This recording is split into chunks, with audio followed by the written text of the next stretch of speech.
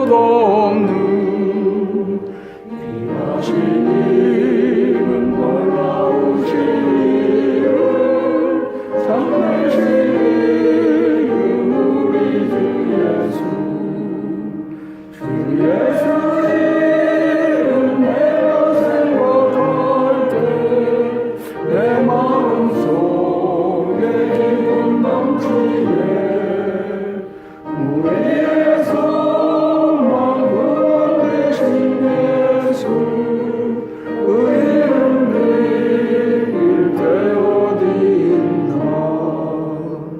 비단에 빠진 가련한 내 영혼 슬픔의 안개에 헤치고 나와 샘솟는 새 생명을 다시 얻어 쓰라린 상처 아무렇도다 주 예수 이름 내가 생각할 때 내 마음속에 기쁨 넘치네 우리의 소망 구원 되신 예수 그 이름 빌릴 때 어디 있나 이 세상 모든 것이 없어져도 그 이름 오늘 더욱 빛나리 내일도 영원토록 증거되며 찬란한 빛을 더욱 발하리 주 예수 이름 내가 생각할 때 내 마음속에 기쁨 넘치네 우리의 소망 구원 되신 예수 그 이름 빌릴 때 어디 있나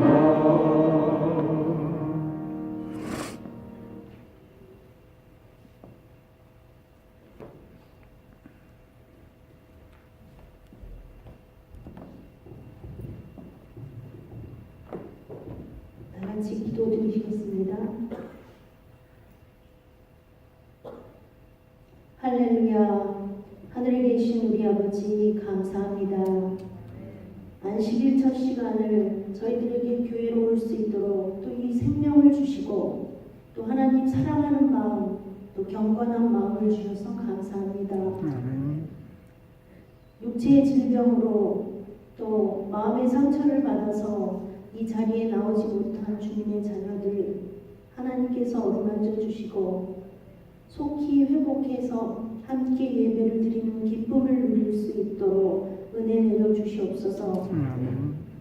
하나님 우리가 서로 사랑해야 함에도 불구하고 죄된 성품 때문에 때로는 그렇지 못할 때가 많이 있습니다. 용서하여 주시옵소서. 저희들의 삶에 우리 예수님께서 완전히 들어오셔서 예수님을 드러낼 수 있도록 저희 자신을 내려놓기 원합니다. 또 저희들의 순간순간에 성령님께서 역사하셔서 성령 충만한 주님의 자녀들이 될 수 있도록 저희들 도와주시옵소서. 하나님 우리 교회가 성전을 짓고 있습니다. 새 건물에 들어가는 이유가 온전히 하나님의 나라와 의를 구하는 것이 되도록 저희를 준비시켜 주시옵소서.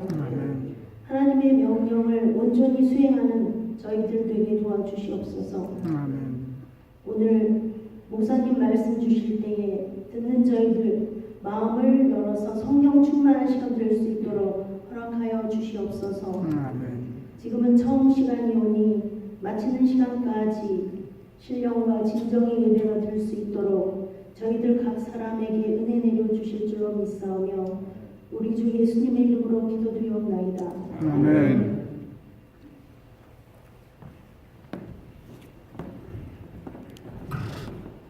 둘째 참에는 특별히 준비된 음악이 있습니다. 그 후에 목사님께서 저희들에게 말씀해 주시겠습니다.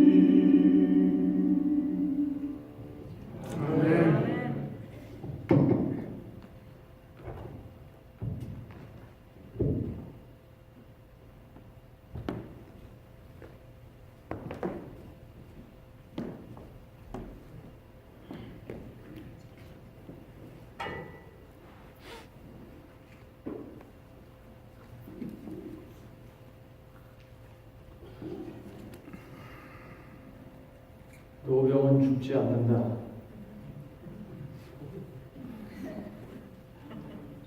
다만 더 열심히 할 뿐이다. 밑에서 아마 재경 씨 잘 모를 거예요. 밑에서 가만히 앉아 있는데 옛날 그 성육대학 강당에서 노래하던 강수영 생각이 자꾸 나가지고 중수영님은 안 오셨습니까? 그때 사중창 같이 하셨는데 반갑습니다. 아무튼 오늘 옛날 생각이 많이 났습니다. 좋은 찬미 감사드리고요. 무엇보다도 오늘 설교하고 잘 맞아서 더 기쁩니다. 재림성도는 재림성도다워야 재림성도입니다. 그런데 여러 가지 이유로 꽤 긴 시간 동안 우리의 삶에서 재림이라는 단어나 재림이라는 설교나 또 재림이라고 하는 여러 가지 문화들이 조금씩 사라져가고 있습니다. 사라지는 데는 또 그럴 만한 충분한 이유가 있습니다. 그 말은 결국 그게 맞는다는 말은 아닙니다. 왜 그런 거 있지 않습니까? 이해는 가지만 동의는 못하는 것. 그런 것이죠. 히브리서 10장 24절과 25절에 이런 말씀이 있습니다. 서로 돌아보아 사랑과 선행을 격려하며 모이기를 해하는 어떤 사람들의 습관과 같이 하지 말고 오직 권하여 그날이 가까움을 볼수록 더욱 그리하자. 자, 여러분들에게 성경처럼 이렇게 몇 개 띄우겠습니다. 띄우면 그 띄우는 성경처들을 보시면서 이 머릿속에서 느낌을 한번 속으로 느껴봐 주시기 바랍니다. 저 말이 무슨 말일까 뭐 이렇게 생각하고 설명하고 그런 거 말고 그걸 읽으셨을 때 여러분들에게 어떤 느낌이 있는지 좀 봐주세요. 자, 다음 성경처럼 보십시다. 마태복음 24장 36절 어떤 느낌이 드십니까? 그러나 그날과 그때는 아무도 모르나니 하늘의 천사들도 아들도 모르고 뭐요? 오직 아버지만 아시느니라. 또 하나 더 보겠습니다. 이 말씀 앞에서는 어떤가요? 이 얘기가 1월 성실에는 징조가 있겠고 땅에서는 민족들이 바다와 파도의 성난 소리를 하여 혼란 중에 공부하리라. 또 다음 성경절이요. 아주 이제는 그냥 무덤덤하지 않으세요? 맨날 듣던 거 뭐 그냥 민족이 민족을 나라가 나라를 대적하여 일어나겠고 곳곳에 기근과 지진이 있으리니. 저런 성경절 상당히 오래간만에 듣지 않으십니까? 그죠? 제 기억으로는 제가 어렸을 때 주로 듣던 성경절입니다.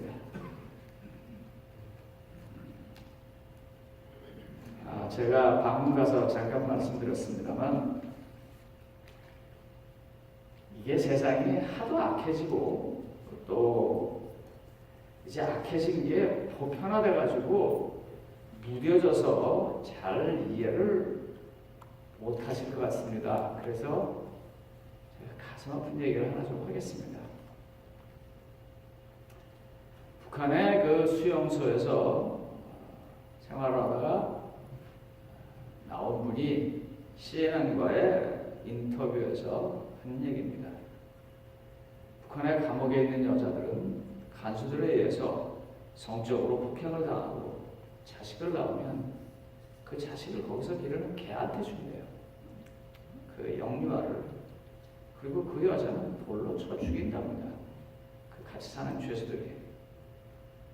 뭐 그런 것부터 시작해서 심지어 우리 재림교회 안에서도 이해는 합니다. 그렇지만 참으로 제가 지금 받아들이기가 어렵습니다. 그게. 저희 교회단에 한 어느 교회에 이제 사역을 시작한 지 얼마 안 된 젊은 종 하나가 운전을 하다가 사고를 냈습니다. 교회 청년들을 데리고 가다가. 그리고 한 명이 죽었어요. 그런데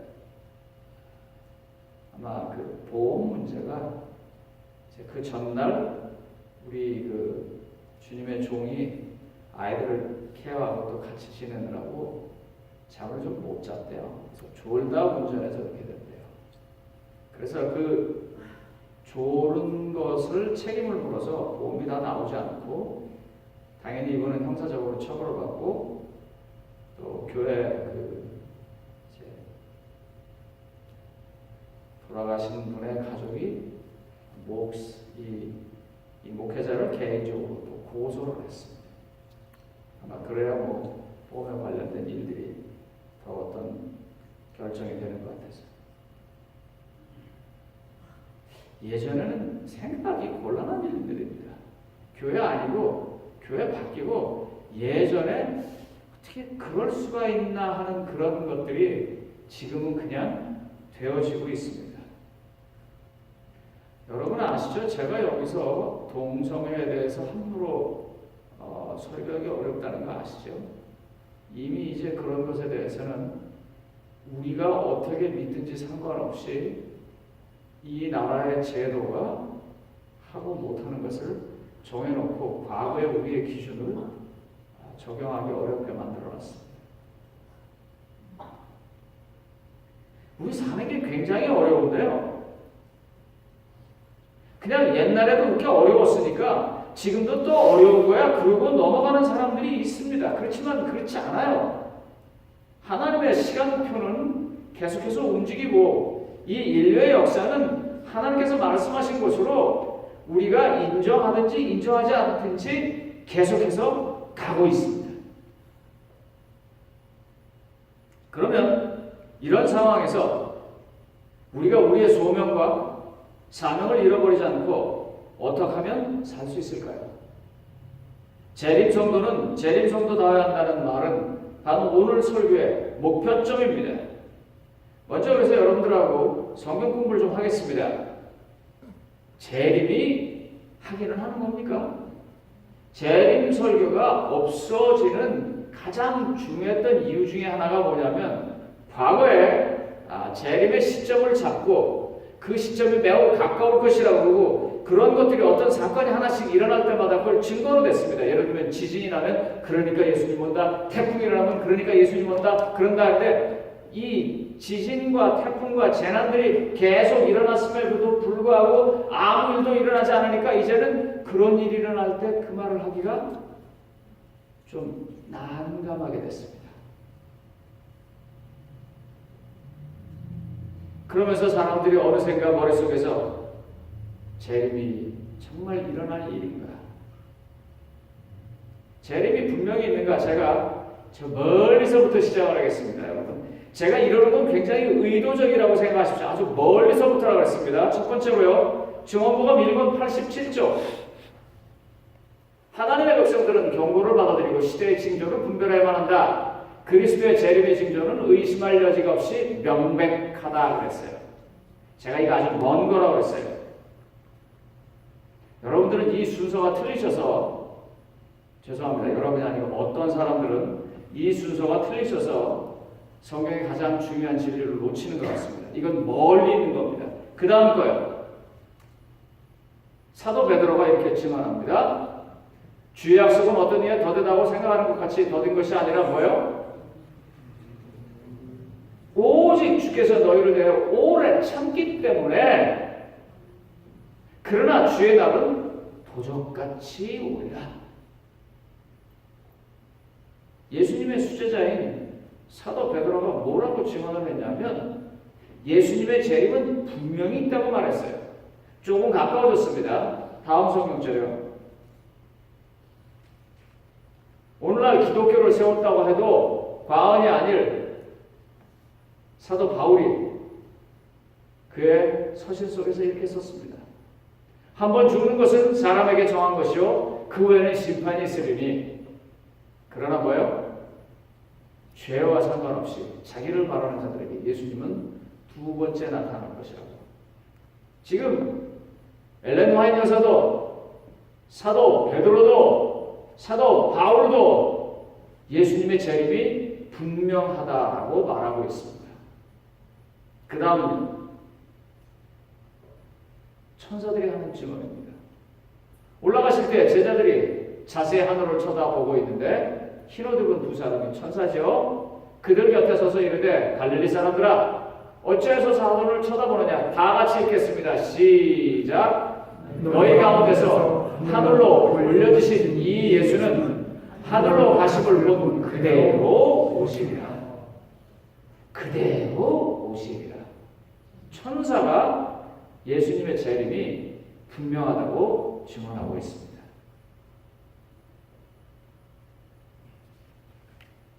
이제 당사자 얘기 들어보겠습니다. 요한복음 14장 3절입니다. 요한복음 14장 3절. 가서 너희를 위하여 거처를 예비하면 어떻게 하겠다고요? 내가 다시 와서 너희를 내게로 영접하라. 그러니까 그분이 오시는 건 분명합니다. 우리가 영감을 받아서 글을 썼다고 믿는 분도 오신다고 했고, 우리가 성경에서 하나님의 사도라고 믿는 사람들의 증언에도 오신다고 했고, 오늘날 기독교의 이와 같은 신학의 체계를 세워놓은 그와 같은 성경의 대신학자도 온다고 했고, 뿐만 아니라 사람이 아닌 하늘에 계시는 천사도 오신다고 했고, 그리고 당사자이신 예수님도 오신다고 했습니다.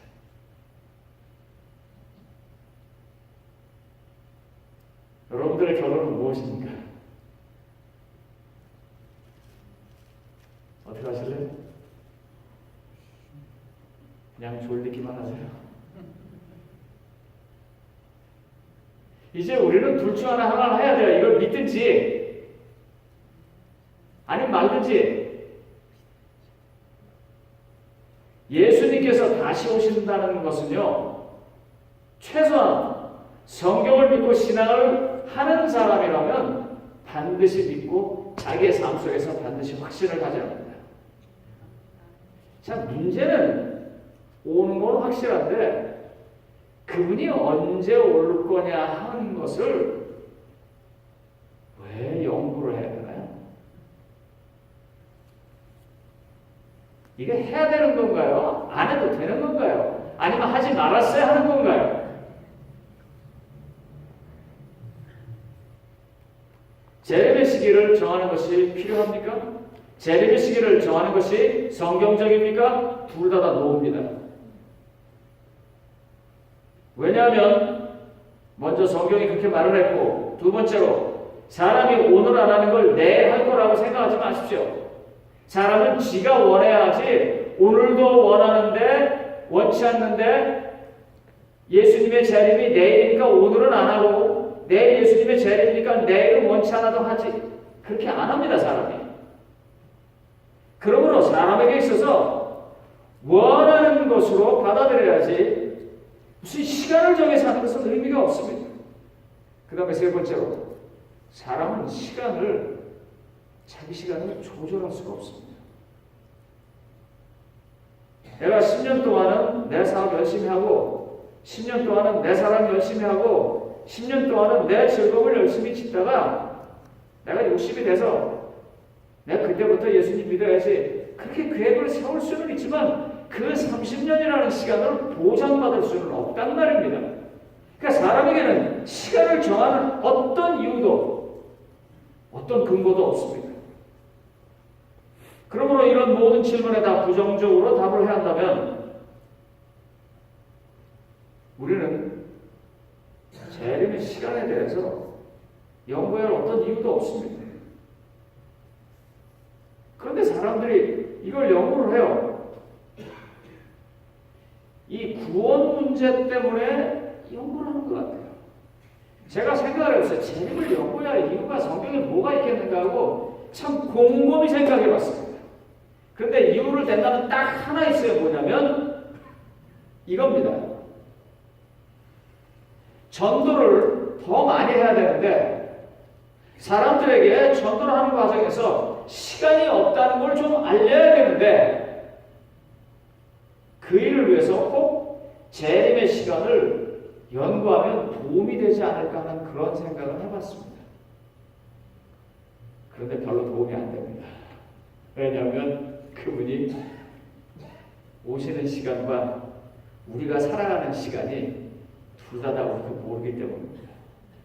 그래서 성경에서 그런 데 대해서 알려고 하지 말라고 했어요.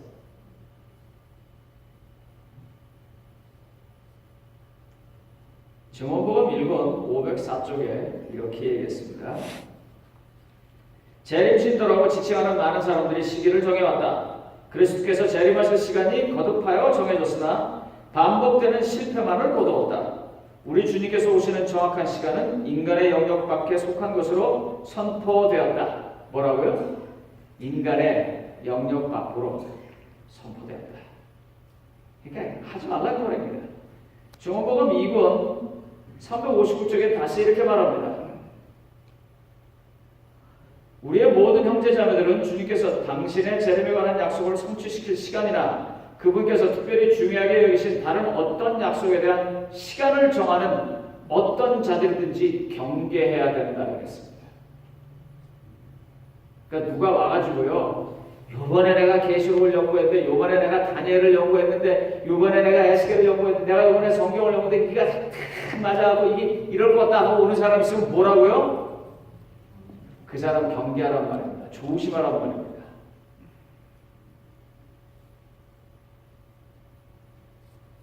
주님의 재림 날짜를 확정지으려는 심리는 성경의 비밀을 다 알 수 있다고는 교만에서부터 시작하며 하나님의 사역을 인정하고 겸손히 그분의 재림을 기다리지 못하는 조급함 때문이며 쉽고도 용이하게 주님의 재림을 맞이하려는 얄팍한 수단입니다. 죄송합니다. 그렇지만 맞습니다. 주님의 재림의 날짜를 확정지으려고 하는 그 심리는요, 내가 성경의 비밀을 다 알 수 있다고 하는 그런 어떤 교만입니다. 그리고 하나님의 사역을 인정하고 겸손히 그분의 재림을 기다리지 못하는 어떤 그 조급함이에요. 그리고 마지막으로 이게 제일 많아요.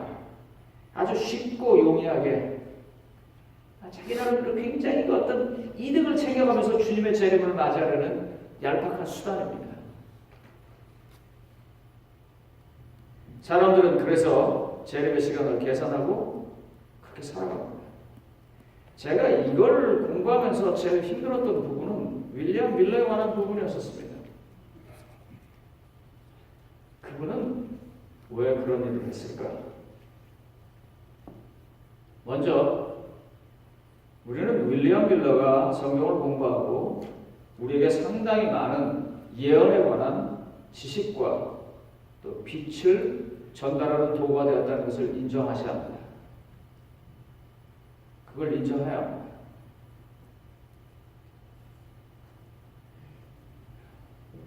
성경을 그렇게 읽으면서요, 성경을 그렇게 잘하는 사람이 하나님의 말씀이 들어가고 하나님의 성령에서 깨우침을 받았을 때 안식일 진리를 깨닫습니다.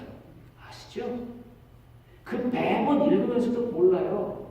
성경을 그렇게 읽으면서 성경을 그렇게 공부하고 성경을 그렇게 익숙하게 아는 사람들도 침례나 성령에 관한 것들을 하나님께서 열어주실 때 압니다. 그러므로 윌리엄 밀러가 모든 것들을, 모든 성경의 지식을 다 알아야 할 어떤 것은 아닙니다. 와이너스께서 이야기한 것처럼 그분은 그분 입장에서 최선을 다했습니다. 그럼에도 불구하고 1844년 10월 22일에 예수님께서 오시지 않으셨을 때 아마 이런 결정을 예수님의 재림이라고 믿고 가르쳤던 사람들과 따랐던 사람들은 자기의 삶에 대해서 다시 생각해야 한다고 생각합니다. 뭔가 하나님께서 다른 것이 있었는데 그 다른 것을 내가 가지 못했구나 하고 자신의 부족함을 인정해야 합니다. 그 부족함을 인정하고 다시 일어서서 하나님의 말씀을 찾고 나온 무리가 우리입니다. 기억하시기 바랍니다.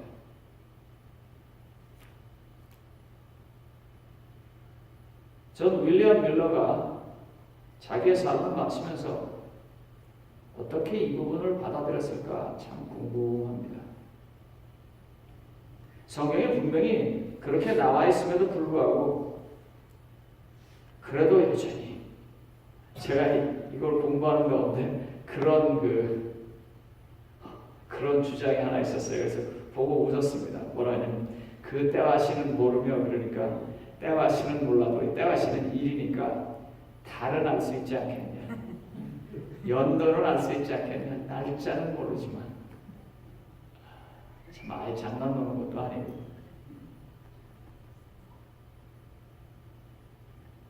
이런 것들은 하나님의 우주적인 섭리가 하나님의 시간표에 의해서 지나가지는데 그걸 받아들이려고 하지 않는 그런 것입니다.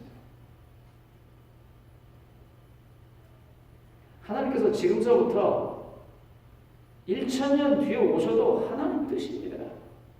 하나님께서 내일 오셔도 하나님 뜻입니다. 하나님이 아니 1억 년, 100억 년 뒤에 오셔도 하나님이 그럴만 하셔서 그러는 것입니다. 성도들은 그걸 받아들여야 합니다.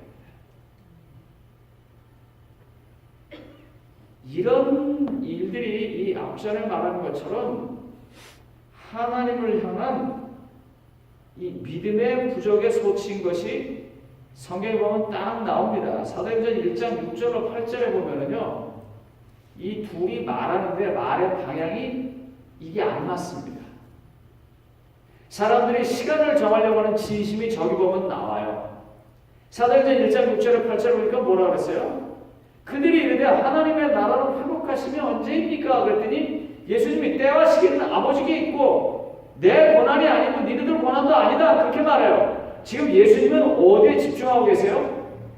어떻게 하면 한 사람이라도 더 구원할 수 있을까 하는 다른 사람을 향해서 보고 있는데 제자들은 어떻게 해요? 예수님이 부활도 하셨겠다. 이제 우리도 안 죽어도 되는구나.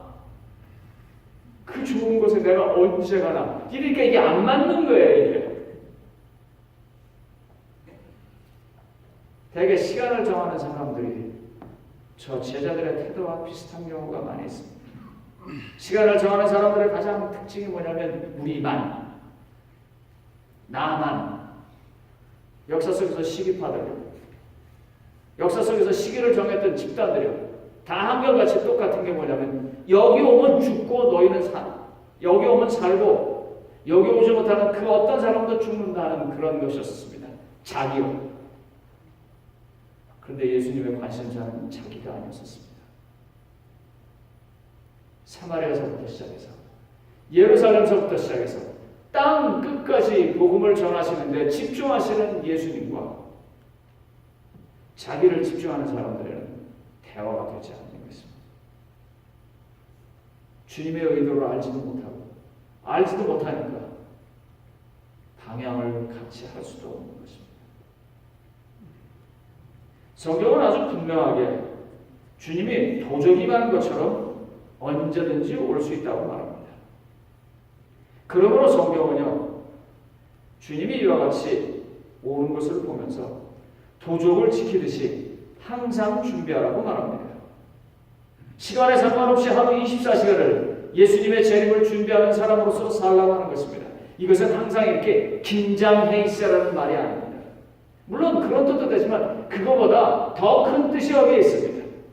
여기서 하는 말은요, 항상 재림을 준비하라는 말은요, 긴장을 주지 말고 경계하는 뜻도 있지만 더 깊은 뜻은요, 온전히 주님만 바라보고 살라는 말씀입니다. 여러분,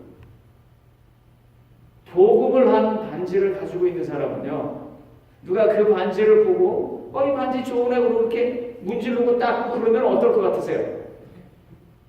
신경 쓰일 거예요. 왜? 금 몇 개 벗겨질까 봐. 그런데 그게 진짜 순금 반지인 사람은 어떻겠어요? 그러거나 말거나. 자기의 삶이 항상 예수님의 재림으로 준비되어 살아가는 것을 말할 것입니다. 시간이 가까우니까 안 하는 준비를 해야 되고 시간이 머니까 조금 늦추고 그런 게 아닙니다. 이것이 예수님께서 도적처럼 올 테니까 도적을 맞지 않도록 준비하는 마음으로 내 삶을 준비하라는 것입니다. 한 번 더 다시 자신에게 질문을 던져보시기 바랍니다. 그렇게 사셨습니까? 우리가 그렇게 재림을 남에게 얘기했습니까? 우리는 재림을 잘 준비하고 있습니까? 어떻게 하면 재림을 준비하고 살 수 있을까? 베드로서 3장 1절에 보면은요, 그 다음 슬라이드요. 회개하며 성결한 생활을 해야 한다고 말했습니다. 사도행전 1장 8절에 보면 땅 끝까지 열심히 복음을 전해야 한다고 했습니다. 마태복음 25장 19절에 보면 현재 하고 있는 일에 대해서 충성스럽게 하라고 했습니다. 달란트 하나 가진 사람은 땅에 묻어놓지 말고 두 개, 세 개가 되도록 발전시키고 일해야 했습니다. 그리스도의 재림 전에 먼저 죽을지도 모르니까 죽음도 잘 준비하셔야 합니다. 그게 재림을 준비하는 사람들의 자세입니다. 새하늘과 새 땅에 대한 희망도 가져야 합니다.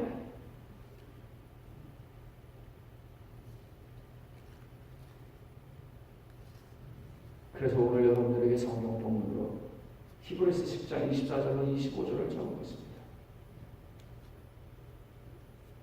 혹시 여러분들 고등학교 때 아니면 대학 때 여러분들이 한참 문학소년과 문학소녀로 사실 때 도스토옙스키 책을 좀 좋아하셨습니까? 러시아의 대문호, 카라마조프 형제들 뭐 그런 책 좀 보셨어요? 저 그거 끼고 살았습니다. 너무너무 좋아했어요. 이반 니체, 알리사 뭐 이런 친구들이 나와서 신앙에 대해서 막 갈등하고 대답하고 그러는 거 너무너무 좋아했습니다. 신학교에서는 계속 수사로 살아가는 이반처럼 살라고 하는데 저는 그 당시에 하나님한테 계속 덤벼들고 싸우는 알리사처럼 살았는데 저는 그 당시에 계속 하나님하고 대적해서 싸우는 이반이 너무 좋았습니다. 이름이 이반 니체한지 그래서 내가 미쳤다고 그러면서 그거 안 했어요. 그 책에서 나오는 이야기입니다. 한 노인이 죽었습니다. 그래서 그가 지옥에 갔어요. 지옥으로 떨어지는데 그를 지켰던 수호 천사가 너무 불쌍했어요. 그래서 내가 지키던 저 할머니를 어떻게 살릴 수 있을까 하고 그의 삶의 기록을 쭉 봤더니 그의 삶의 기록에서 좋은 일을 하나도 안 했는데 딱 한 가지 했어요. 그게 뭔지 아세요? 가난한 거지가 왔는데 요것도 줄래니까 아깝고 저것도 줄래니까 뭐하고 해갖고 썩은 양파 하나를 줬어요. 썩은 양파 하나를 이 거지한테 줬어요. 천사가 이제 그걸 가지고 하나님한테 갑니다. 하나님, 지금 할머니가 지옥에 가 있는데 이게 다 얘기입니다. 여러분 또 이게 무슨 뭐 성경에 나와 있는 얘기라고 오해하지 마십시오. 하나님 이 지옥에 할머니가 가 있는데 제가 기록을 보니까 할머니가 선한 일을 하나 했습니다. 선한 일을 하나 한 사람이 어떻게 선한 일을 했는데 지옥에 살 수 있습니까? 좀 건져주십시오. 할머니가 그 얘기를 듣고 옳다. 네 말이 옳다.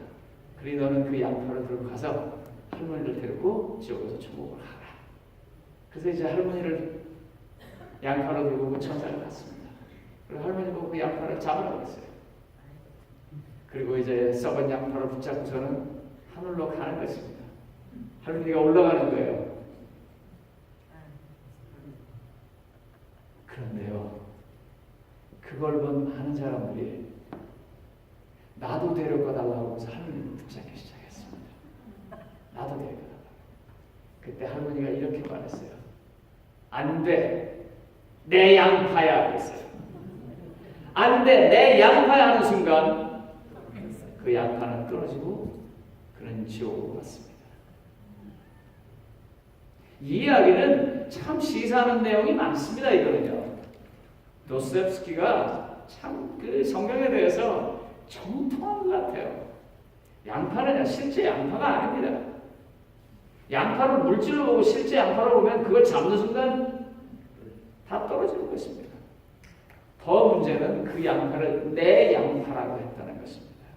여러분 이 양파가 뭘까요? 그러면 양파는 은혜입니다. 하나님의 은혜입니다. 그 하나 갖고라도 그를 살리려고 하는 하나님의 은혜입니다. 그래서 구원받았습니다.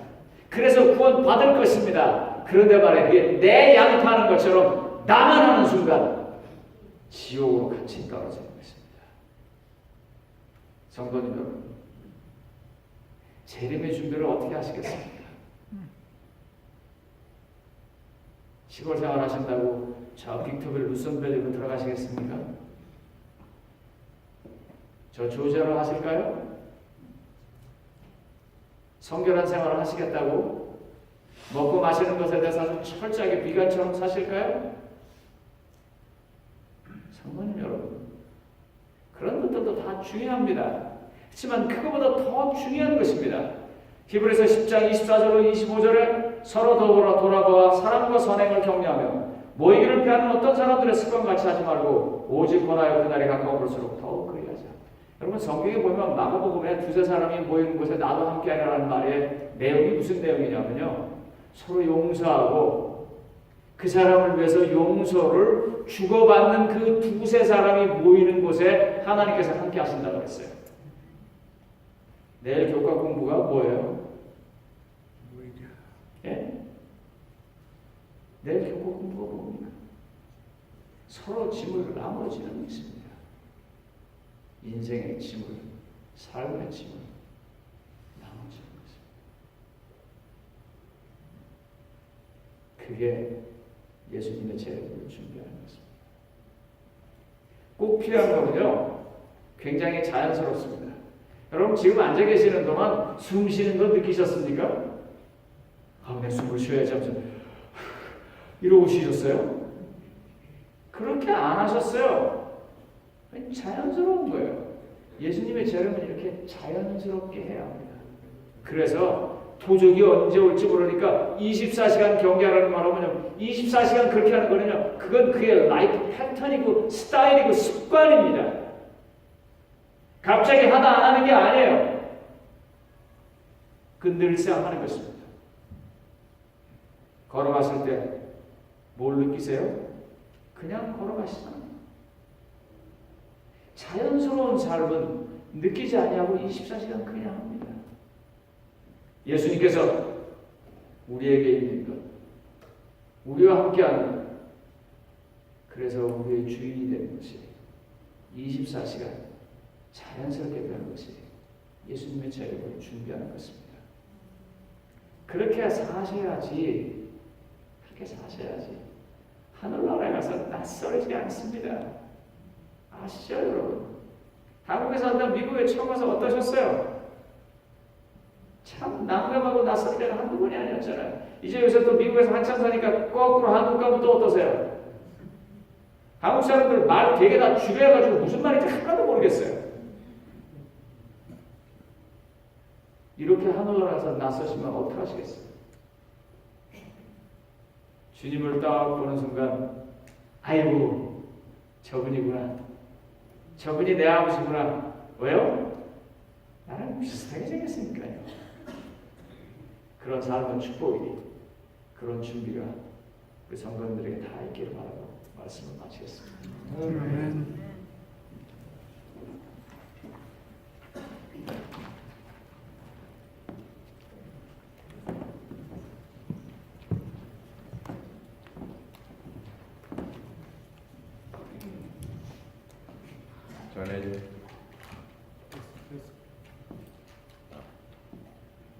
전해주신 기별 감사합니다. 마지막 찬미 196장을 부르겠고요. 그리고 예배 후에 과정 공부가 잠옷방 2층에서 있으니까 원하시는 분들 자 참석해 주시면 감사하겠습니다.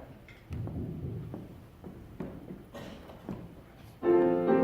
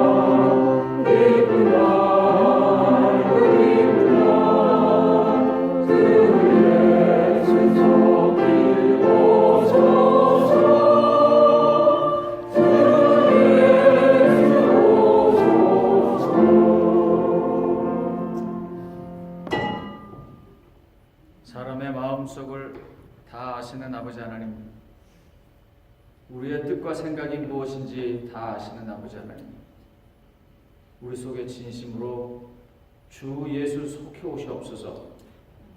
이렇게 간절히 기도하게 하여 주시옵소서. 그래서 우리의 삶이 오직 주님에게만 방향을 정하고 흐트러짐 없이 나아가게 하여 주시기를 우리 구주 예수님의 이름으로 간절히 축원합니다. 아멘.